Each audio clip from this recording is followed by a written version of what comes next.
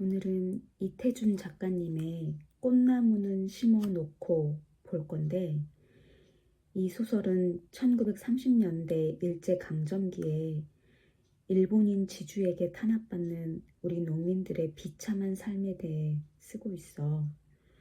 주인공 방서방과 아내 김씨는 가난해도 고향에서 번듯한 재집을 가지고 성실하게 살아가는 부부야. 2살 된 딸 정순이도 있지. 그런데 땅 주인이 김진사였다가 그 아들로 바뀌었다가 일본인으로 다시 바뀌는데, 그때부터 농민들은 토지세가 비싸지고 이름 모를 각종 비용 부담을 떠안으면서 점점 살기가 어려워져. 견디다 못한 사람들이 하나둘 고향을 떠나가고 방서방네도 떠날 결심을 하고 말지. 이 소설의 시작은 이 부부가 딸 정순이와 고향을 떠나 서울까지 걸어가는 모습에서 시작해. 그럼 이제 소설 속으로 갑시다. 자꾸 돌아반 뭘해? 어서 바람을 졌을 때 호행하니 걸어야지. 하면서 아내를 돌아보는 그도 말소리는 천연스러우나 눈에는 눈물이 다시 핑그르 돌았다. 이 고갯마루만 넘어서면 저 동리는 다시 보려야 안 보이려니 생각할 때 발도 천근이나 무거워지는 것 같았다.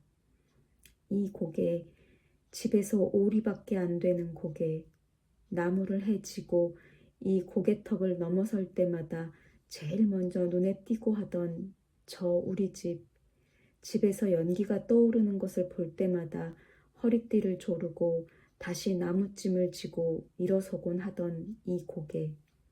이 고개에선 넘어가는 햇볕에 우리 집 울타리에 빨아넣은 아내의 치마까지 빤히 보이곤 했다. 이젠 이 고개에서 저 집, 저 노랗게 갓 간 병아리처럼 새로 이영을 인 저 집을 바라보는 것도 마지막이로구나. 그는 고개 마루턱에 올라서더니 질방을 지키며 다시 한번 돌아서서 동네를 바라보았다. 아무 데를 가도 저런 동네는 없을 것이다. 읍에 갔다 와도 성황당 턱만 내려서면 바람 한 점 없이 아늑하고 빨래하기 좋고 먹어도 좋은 앞 개울물이며, 날이 추우면 뒷산에 올라 솔잎만 긁어도 며칠씩은 염려 없이 떼더니 이제 모두 남의 동네 이야기로구나. 어서 갑시다 하면서 이번에는 뒤에 떨어졌던 아내가 눈물 콧물을 풀어 던지며 앞을 섰다. 그들은 고개를 넘어서선 보잘것없이 달아났다. 산에는 이불보, 옷구러미, 솥부둥갱이, 바가지 쪽 해서 한 짐 꾸역꾸역 걸머지고, 옆편네는 어린애를 머리도 안 보이게 이불에 꽁쳐서 업은 데다 무슨 기름병 같은 것을 들고 앞서거니 뒤서거니 하여 도랑이면 건너뛰고 굽은 길이면 논틀밭틀로 질러가면서 귀에서 바람이 싱싱나게 달아났다. 장날이 아니라 길에는 만나는 사람도 별로 없었다. 이따금 발밑에서 모초리가 포드득하고 날고 밭고랑에서 꿩이 놀라서 꺽꺽거리며 산으로 달아나는 것밖에 아무것도 없었다. 길이나 잘못 들면 어째? 밤낮 나무 다니던 데를 모를까? 조그만 갈래길을 지날 때 이런 말을 주고받은 것뿐 다시는 입에 붙은 듯 묵묵히 걸어 그들은 점심때가 훨씬 지나서야 서울 가는 큰 길에 들어섰다. 큰 길에는 바람이 제법 세차게 불었다. 전봇줄이 앵앵 울었다. 동지가 내일인가 모레인가 하는 때라 얼음같이 날카로운 바람결에 그들의 옷깃은 다시금 떨리었다. 바람이 차서도 떨리거니와 그보다도 길고 어마어마하게 넓은 길, 그리고 눈이 모자라게 아득하니 깔려있는 긴 길, 그 길은 그들에게 눈에도 설거니와 발에도 마음에도 선 길이었다.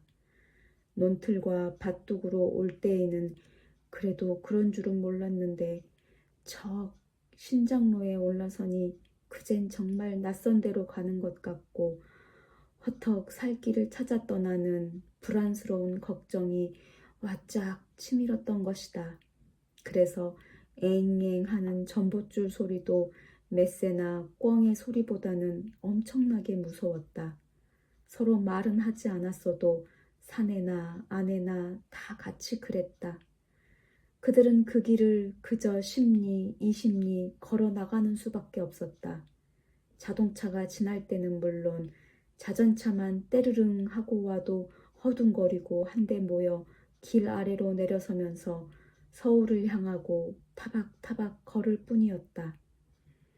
그들은 세 식구였다.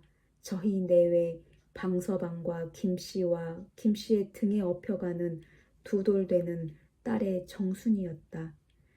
며칠 전까지는 방서방의 아버지 한 분까지 네 식구로서 그가 나서 32해 동안 살아온 이번에는 떠나는 그 동리에서 그리운 게 없이 살았었다. 남의 땅이나마 몇 대째 눌러 붙여오던 김진산의 땅은 내 땅이나 다름없이 알고 마음 놓고 붙여먹었다.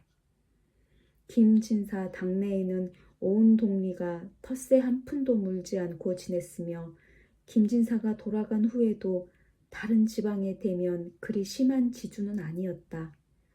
김진사의 아들 김의관도 돌아간 아버지의 덕성을 본받아 자긴네가 혼상인간의 큰일을 치르는 해면 을의 타작에서 2점 석섬씩은 깎아주었다. 이렇게 착한 김의관이 무엇에 써버리느라고 그 좋은 땅들을 잡혀버렸는지 자긴들의 무딘 눈치로는 내용을 알 수가 없었다. 더러 읍의 사람들이 짓거리는 소리에 무슨 일본 사람과 금광을 했느니 회사를 했느니 하는 것을 들은 사람은 있고 또 아닌 게 아니라 한동안 일본 사람과 양복쟁이 몇이 김의관네 집을 드나들어 김의관네 큰 개 2마리가 늘 컹컹거리고 짖던 것은 지금도 어저께 같은 일이었다. 아무튼 김의관네가 안성인가 어디로 떠나가고 지주가 일본 사람의 회사로 갈린 다음부터는 제 땅마직이나 따로 가진 사람 전에는 배겨나기가 어려웠다. 텃세가 몇 갑절이나 올라가고 논에는 금비를 써라 하고 그것을 대어주고는 가을에 비싼 이자를 쳐서 벼는 헐값으로 따져가고 무슨 세납 무슨 요금하고 이름도 모르던 것을 다 물리어 나중에 따지고 보면 농사진 품값은커녕 도리어 빚을 지게 되었다. 그들이 지는 빚은 달리 도리가 없었다. 소가 있으면 소를 팔고 집이 있으면 집을 팔아 갚는 것밖에. 그래서 한 집 떠나고 2집 떠나고 하는 것이 3년 안에 5, 6호가 떠난 것이었다. 군청에서는 이것을 매우 걱정하였다. 전에는 모범촌으로 치던 동리가 폐동이 될 징조를 보이는 것은 군으로서 마땅히 대책을 세워야 될 일이었다. 그래서 지난 봄에는 군으로부터 이 동리에 사쿠라 나무 200여 주가 나왔다. 집집마다 2나무씩 나눠주고 길에도 심고 언덕에도 심어주었다. 그래서 그 사쿠라 나무들이 꽃이 구름처럼 피면 무지한 이 동리 사람들이라도 자기 동리를 사랑하는 마음이 깊어져서 함부로 타관으로 떠나가지 않으리라 생각했던 것이다. 사쿠라 나무들은 몇 나무 죽지 않고 모두 잘 살아났다. 방서방네가 심은 것도 앞마당의 것, 뒷동산의 것 모두 싱싱하게 잘 자랐다. 군에서 나와 보고 내년이면 모두 꽃이 피리라 했다. 그러나 떠날 사람은 자꾸 떠나고야 말았다.